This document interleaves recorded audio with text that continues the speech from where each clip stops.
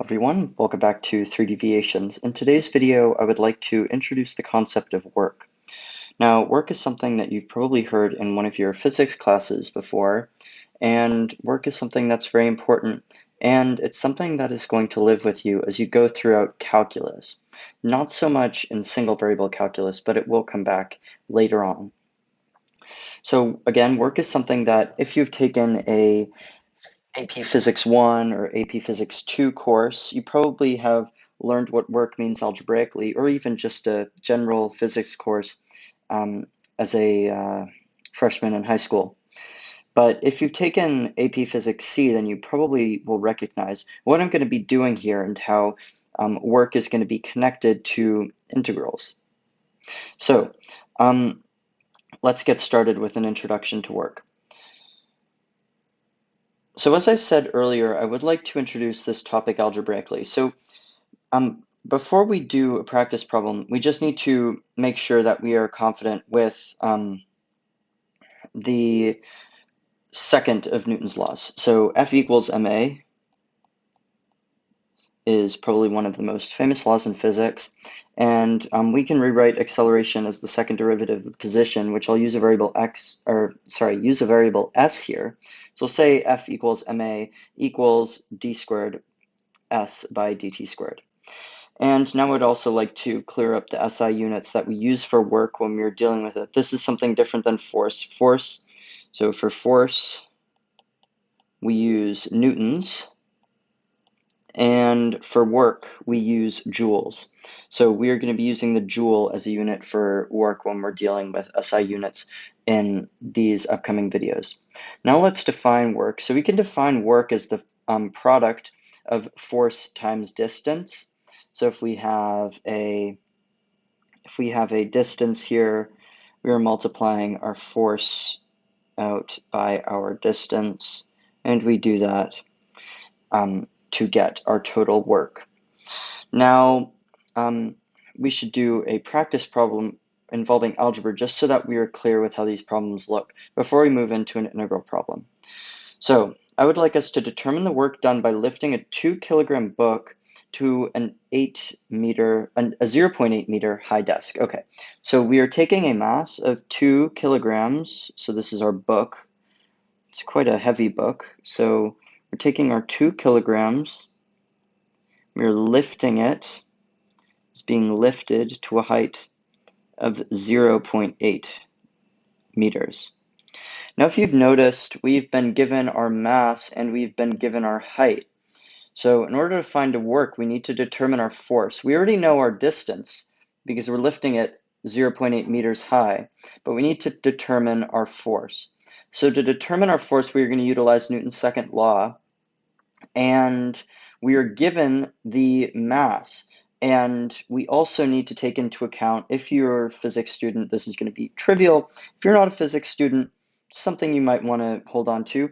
The acceleration due to gravity is 9.8 meters per second, and that is squared because we're dealing with acceleration. So that is our acceleration. So G equals A equals 9.8 meters per second squared.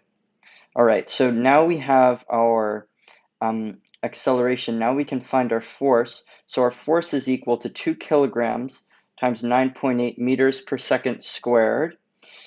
And when we multiply that out, that becomes 19.6 newtons. So now we have our force.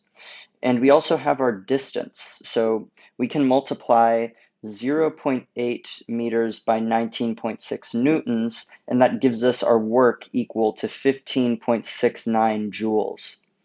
And in terms of these problems, when you're dealing with decimal points, I encourage you to look at sig figs in case you get some really ugly numbers.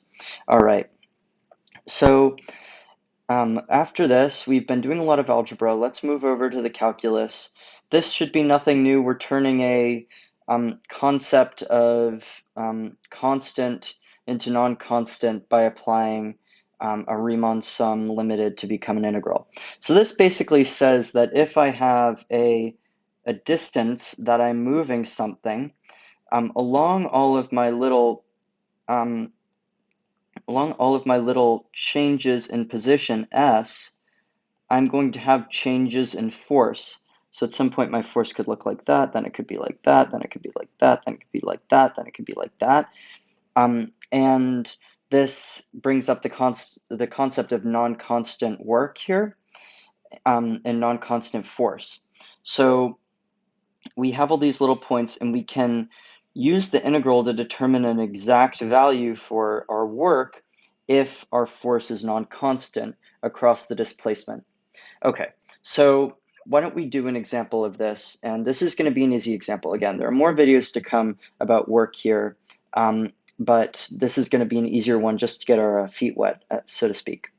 So we are going to determine the work done by moving a mass with F equals x squared plus 5x along the interval between 1 and 5.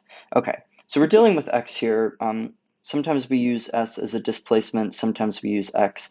So we're moving between 1 and 5, and this is in the x direction.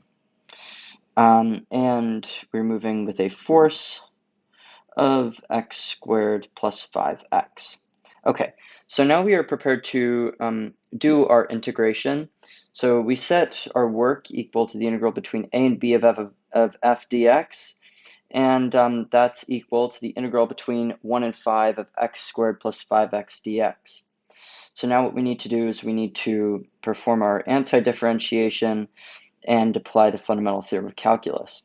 This gives us the work being equal to 1/3 x cubed plus 5/2 x squared, evaluated between 1 and 5.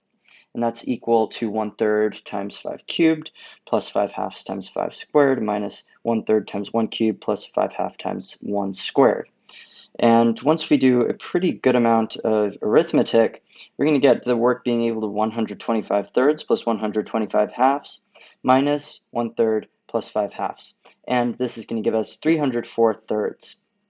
Or you could approximate that to 101/3 repeating. So that is an example of work. That's a fairly easy example of work. And just a taste of what's to come, not in single variable calculus per se, but when you get into multivariable calculus, you start dealing with curvy paths and the work done by crossing curvy paths like this. And you need to parameterize these curvy paths and determine the work done.